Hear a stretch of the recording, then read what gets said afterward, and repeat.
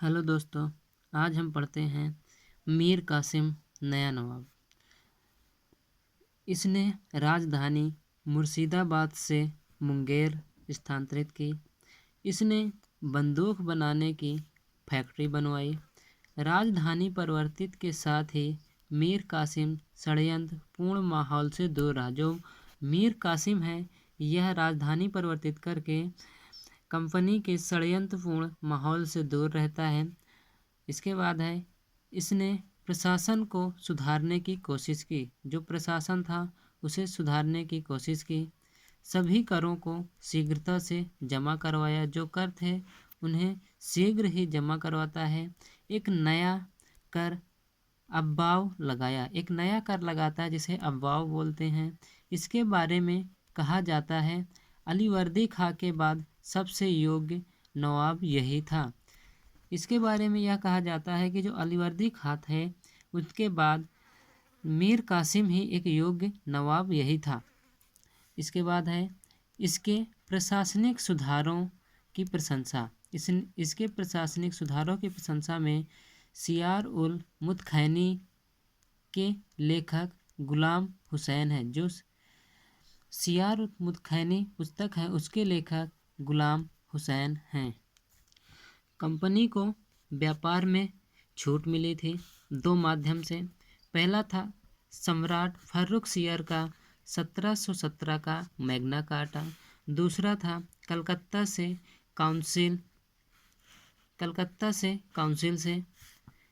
Company खुद को मिली छूट अर्थात दस्तक का दुरुपयोग कर रही थी। अर्थात दस्तक को भारतीय व्यापारी को बेच रही थी। जो दस्तक थे उन्हें भारतीय व्यापारियों को बेच रही थी। कंपनी ना तो कर दे रही थी और ना ही कर देने दे रही थी। जो कंपनी है वह ना तो कर दे रही थी और ना ही कर देने दे रही थी। नुकसान बंगाल के राजस्व को। जो नुकसान हो रहा था वह बंगाल के राजस्व को हो रहा था। नवाब ने आंतरिक व्यापार से सारे कर हटा दिए। जो नवाब था वह आंतरिक व्यापार से सारे कर, जितने भी कर थे, उसने हटा दिया। परिणाम यह निकला कि दस्तक प्रभावहीन हो गया। जो दस्तक था वह प्रभावहीन हो गया। दस्तक का दुरुपयोग भी अब बंद हो गया। भारतीय व्यापारी और ब्रिटिश व्यापारी दोनों बराबर हो गए थे। कंपनी के साथ संबंध खराब हो गए। अब जो नवाब के संबंध कंपनी के साथ थे वो खराब हो गए। छोटी छोटी झड़पें प्रारंभ हो गई थी। ये झड़पें कटवा, गिरिया और उद्दत नौला। इसके बाद हार कर नवाब पटना पहुंचा।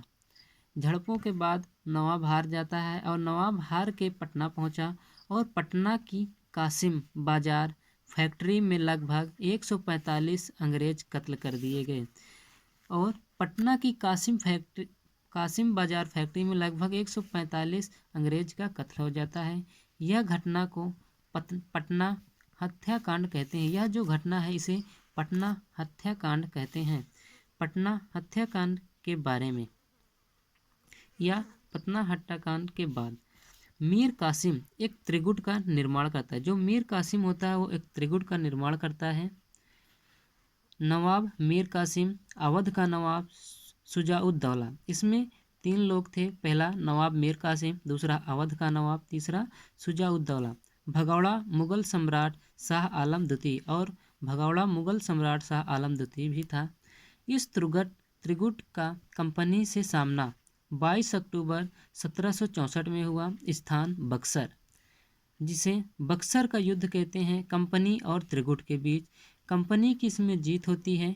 कंपनी की कमान हेक्टर मुनरो थे। जो कंपनी की कमान हेक्टर मुनरो के हाथों में थी।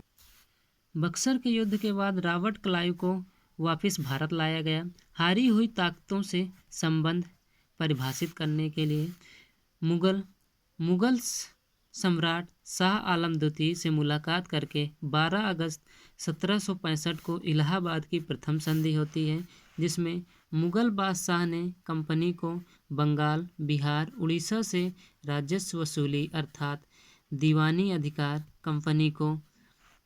इसके बाद है, इसके बदले बादशाह को 26 लाख रुपए वार्षिक बंगाल के निजामत के लिए कंपनी 53 लाख रुपए नवाब को दे दी। इसके बाद कड़ा व मानिकपुर के ज़िले मुग़ल बादशाह को मिले। इसके बाद अवध का जो नवाब था शुजाउद्दौला, उससे मुलाकात की 16 अगस्त 1765 को, जिसे इलाहाबाद की दूसरी संधि कहते हैं। इसके आगे कल हम इलाहाबाद की संधि के बारे में पढ़ेंगे। अगर यह वीडियो अच्छा लगे तो वीडियो को लाइक करें, शेयर करें और चैनल को सब्सक्राइब करें। धन्यवाद।